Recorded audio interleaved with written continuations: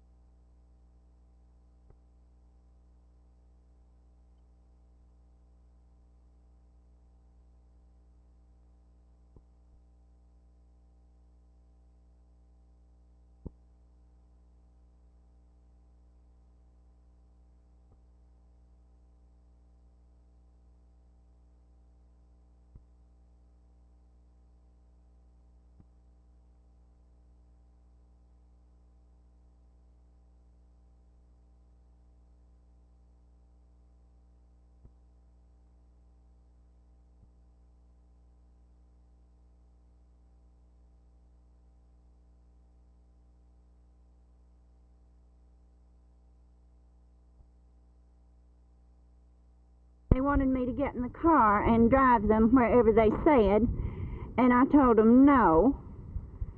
So one of them said, let's just come on in the house and I won't hurt you. And they wanted to know if I had any shotguns or anything, and I told them no, but I did have, of course. And then I told them they could escape if they go back toward the woods. And I figured maybe the highway patrol could catch them down in the woods.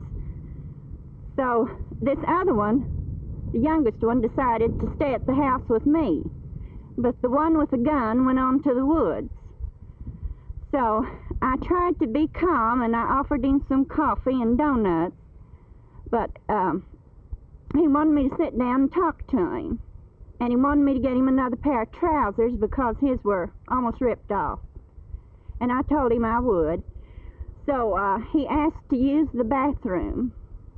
And the only thing I knew to do was open the back door and run.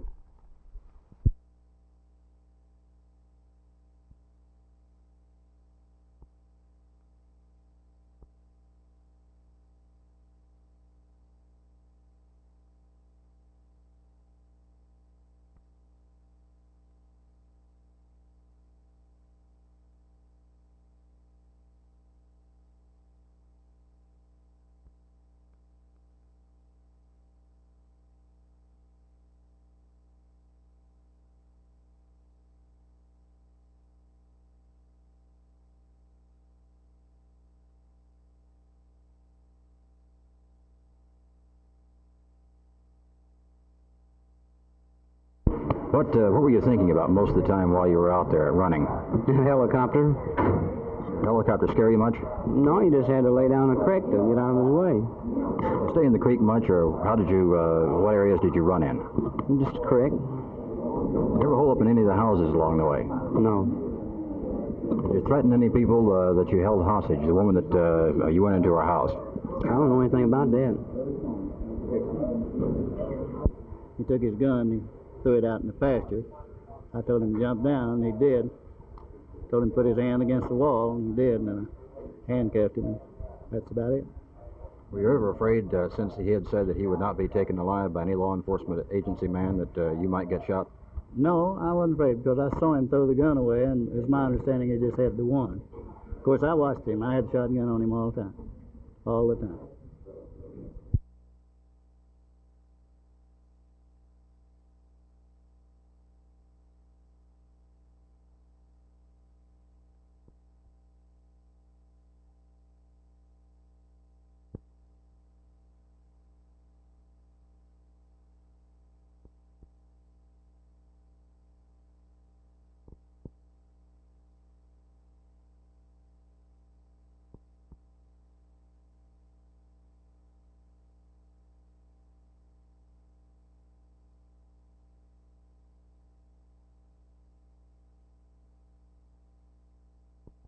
We've been working on these kinds of problems for some time now. You know, this last summer we worked on a curriculum program that will improve the situation.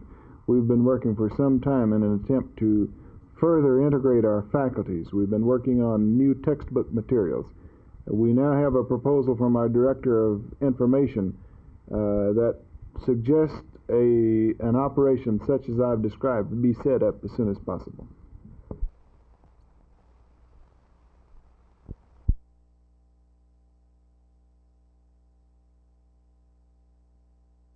Since 1967, we have been trying to project the 12 years ahead in our educational program. We called it Project 1978, then 79. Last year was 80. This year is Project 1981.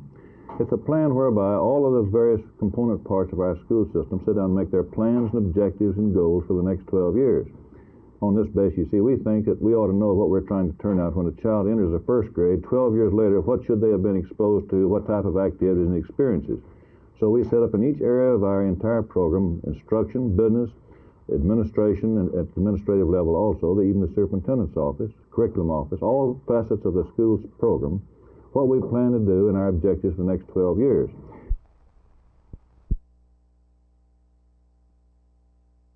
Colonel William Spear, the director of the Texas Department of Public Safety, has ordered Highway Patrol units to spend a minimum of 1 hour a day on driver's license checks. This morning, in 37-degree weather, Patrolman Bob Doherty, Archie Blackwell, and C.J. Hellman manned a blockade on Highway 303 just east of Fort Worth. Soon, a line of cars was formed on the side of the road. These unfortunate drivers had no driver's license. The DPS estimates there are 400,000 unlicensed drivers in the state of Texas. Last year, 9.6 of all fatal accidents in the state involved drivers who had no license. The Highway Patrol has offered to aid any municipality in the state in similar driver's license roadblocks. Meanwhile, the driver's license officers are conducting schools in Tarrant County for adults over 18 years of age.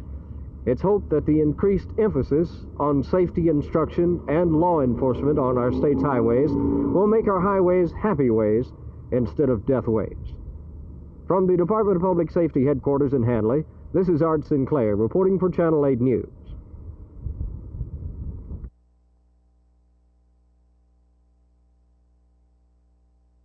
Well, it'll be a quieter and pleasanter place.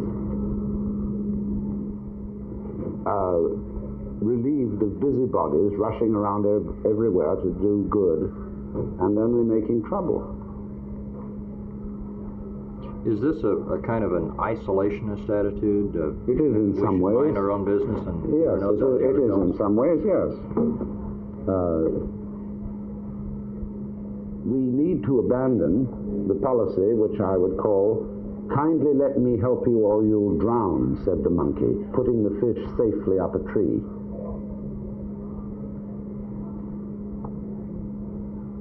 In other words, a lot of people don't want the benefits of our kind of civilization. If we continue as we're going now, where do you foresee the United States ending up? Nowhere. There won't be a United States in the year 2000 if we continue the way we're going.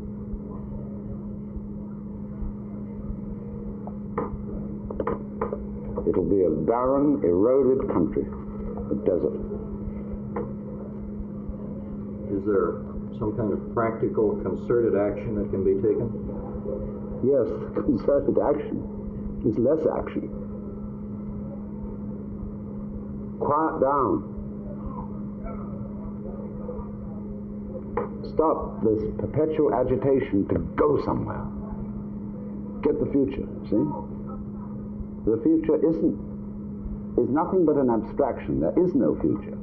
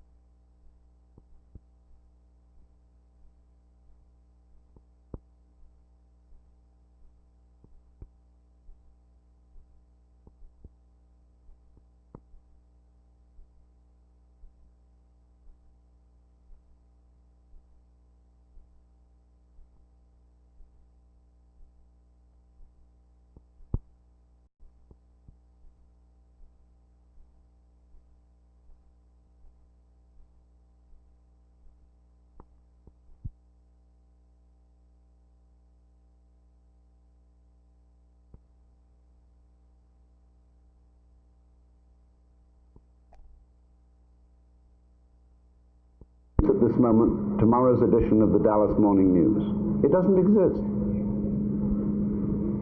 You can't have it now. So we...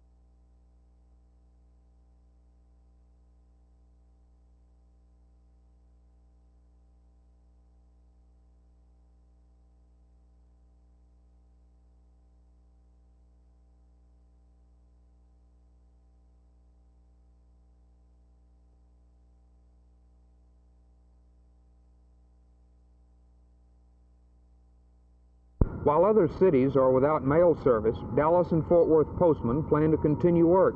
In Dallas, the only union activity so far was a meeting of the officers of Local 132 of the Letter Carriers Union. The meeting was called by local President William York to discuss the agreement worked out in Washington. That agreement is that mailmen will go back to work and negotiations will follow. Later this afternoon, York explained the meeting. We decided to send a telegram to our national president expressing unanimous support for him and the National Executive Board in their endeavors to reach an agreement with Secretary of Labor Shields to be presented to Congress for prompt action in adjudicating our grievances such as salary and other working conditions. Then there is no opinion, no feeling on the part of members of your union to strike? No, sir. We are urging that our membership continue their work as usual unless and until a national work stoppage is called by our president. Fort Worth postal workers are not talking about any strike action. Postmaster Jack Watson said he is confident that no strike will be called unless the national union president orders one. In both Dallas and Fort Worth, however, the mail destined for struck cities piles up, but it is not working any hardship on otherwise normal operations. Jim Riddle, Channel 8 News, Dallas.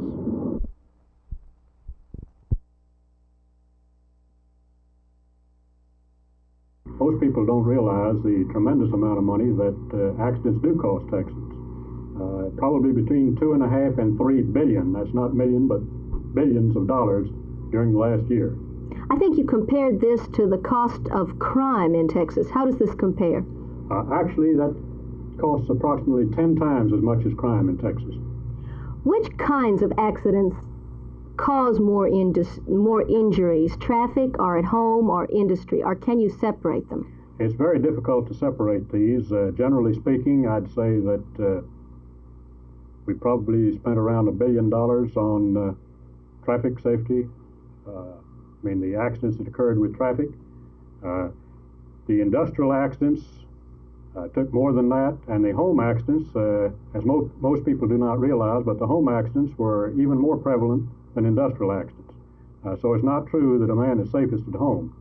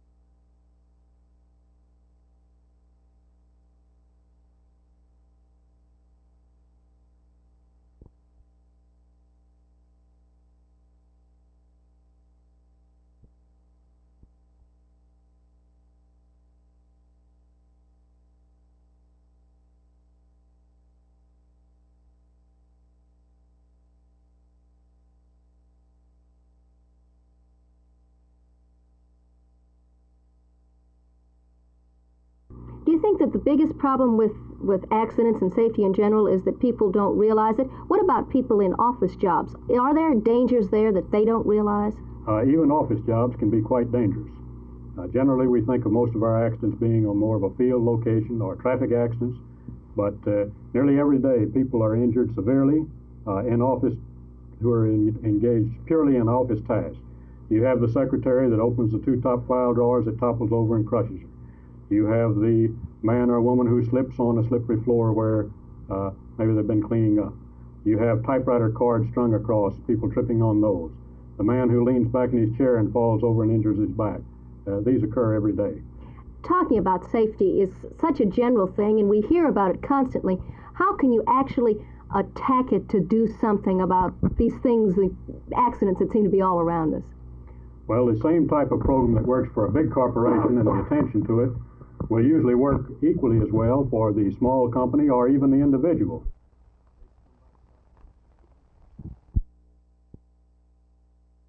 This now, of course, is just my personal feeling. Overactivism, I would say that the activism depends on the degree to which the polluter is willing to put himself in check. We have 5.2 pounds per person for every person in the United States of solid waste.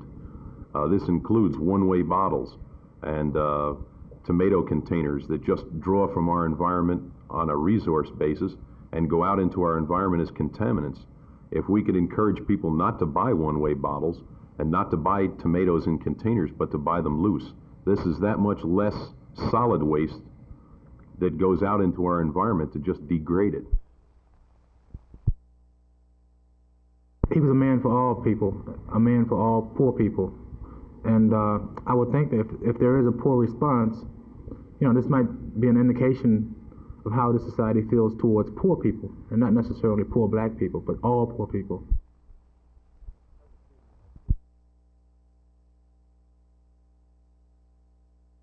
Dr. Farmer, will there be any additional comments on the busing issue? I think the President will probably mention that in his forthcoming speech. I don't want to anticipate what he's going to say, but he'll mention it. I really think that the busing issue is a phony issue. I think it's phony because many of the people who are screaming about busing now have been busing their kids for many, many years. In southern communities, and I'm a southerner myself, I know that black kids have been bused 10, 15, 20 miles, traditionally, around white communities to get to black schools. So now some of the same people who have been pushing the busing of black kids in years past are now opposed to busing. So I don't think they're really opposed to busing. What they're opposed to is desegregation. We understand that it was a rather close vote among the executive committee members. We've heard 8-5 or something like that. Do you expect a real fight next week? I have no way of knowing, Teal. I think that with the explanations that have been given to the executive committee tonight and the discussion we've had when it's been brought to the whole board, I would be most hopeful that the whole board would go along with the executive committee, and I would be confident that they would. Did Commissioner Whittington and Mr. Coker give you any indication of what might be the tone of acceptance of the judge and the investigating committee? Why, all that we've said here is wholly compatible with the report, so I anticipate no problem at all. What if they don't accept this? That wouldn't follow, because this is completely compatible with the city-county report, only in these particulars where there was a deviation from OEO guidelines, and I think they've already expressed themselves as being perfectly willing to go along with the OEO guidelines, so there's no difference. There's no difference. We have reached full harmony. We have reached full harmony. And there's no point in trying to find a difference because it isn't there. I feel much better. In fact, I'm well pleased, and I'm pleased with the executive committee. I think it's real good. Of course, we'll have some conversation, and of course we know where that comes from. Snake and Black Panthers are not going to give up easily. Now, you know that, Teal. Do you think you'll be able to work with Dean Galvin? Lord, yes, we can work with anybody as long as we set it up on a business-like basis.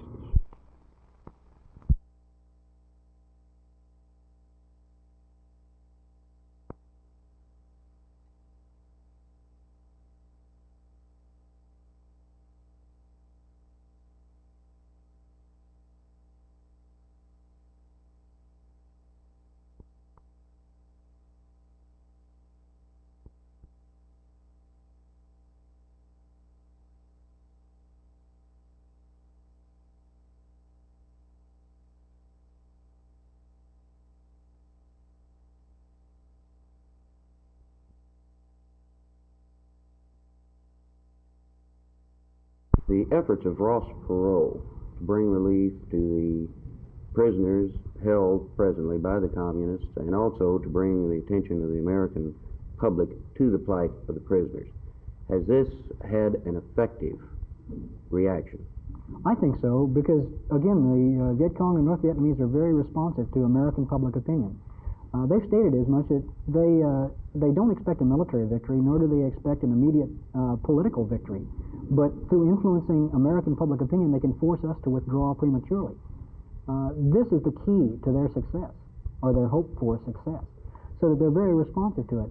And the fact that I believe the war itself is debatable. There's so many sides to it that there's no way to say it's either right, wrong, or in between. But the plight of the American POWs is not debatable. And this is one issue behind which all of the American people should be united. And if the North Vietnamese and the Viet Cong find that the American public opinion is being united against them because of their treatment of our POWs, then it reaches a point where it's one of diminishing returns. And our POWs will, in the long run, I think, benefit from this move.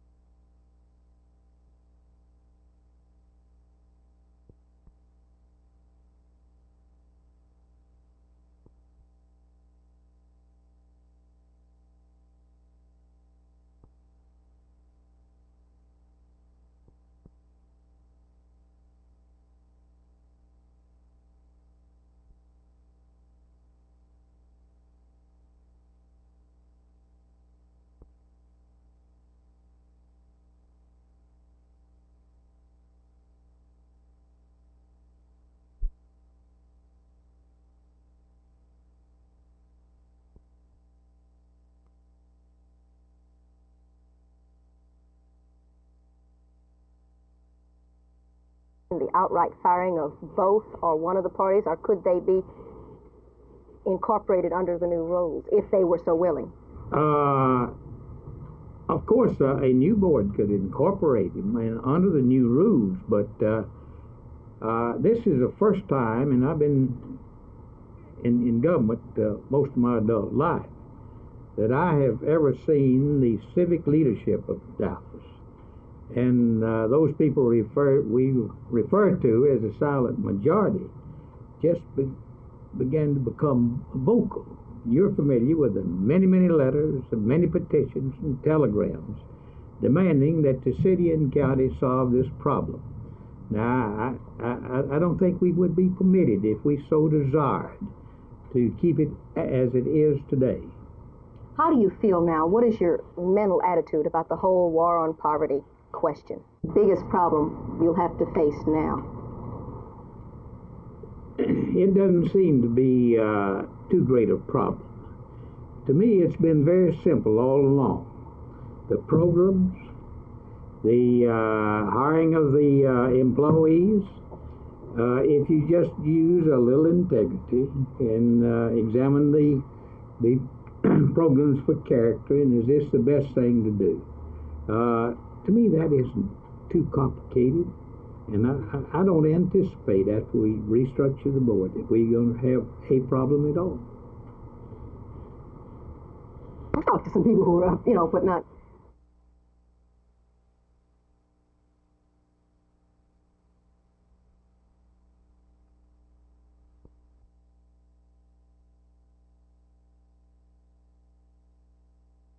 Well, as you know, desegregation is not affecting us nearly so much as it is other school districts, largely because we are in compliance with our court order.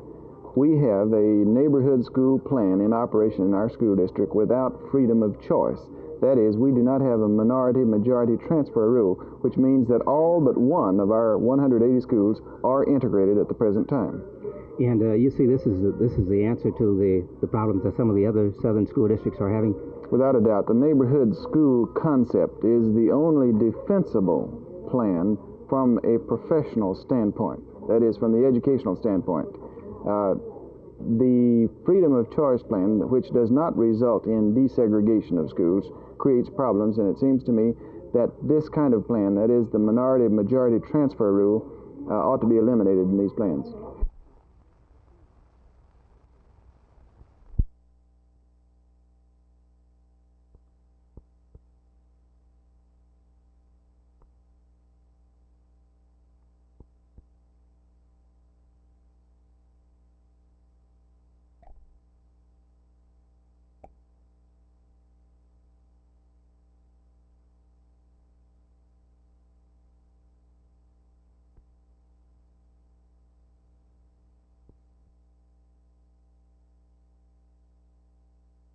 Well, our school system is like it is all over the country. We have a drug problem here, and we realize this, and I hope everyone else does realize that we do have a drug problem.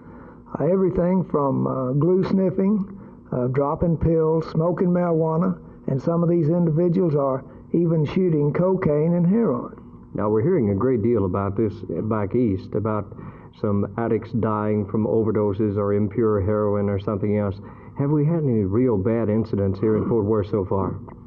We've had a couple. I know one 19-year-old who died here last year, overdose of heroin. We've had one youngster die here from glue sniffing, and also one 15-year-old girl who died from sniffing Freon glue gas. This is not as bad a problem as it is in the east, but at the rate we're going, I'm wondering if it soon will catch up. We've had almost a 200% increase the last 2 years in our cases filed.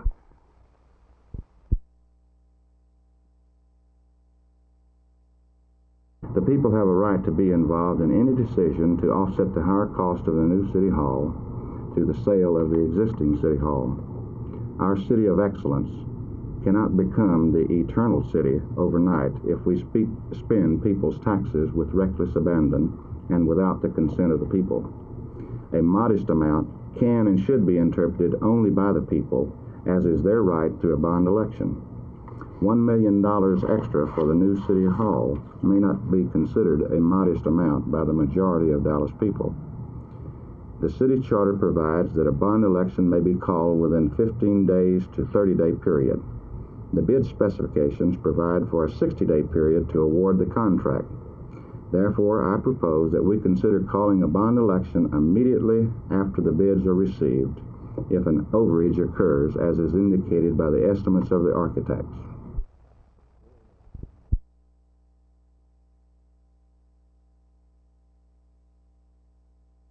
I'm unfortunately not too optimistic that in 1970 Congress will pass a revenue sharing program. President Nixon recommended to the Congress in 1969 that the House and Senate should act affirmatively. But this Democratic Congress has not acted affirmatively on revenue sharing. It hasn't acted affirmatively on the crime bills. It hasn't done a lot of things that should have been done. But I can say this, if we get a Republican Congress after this election in 1970, we'll pass revenue sharing in 1971, and we'll do it quickly.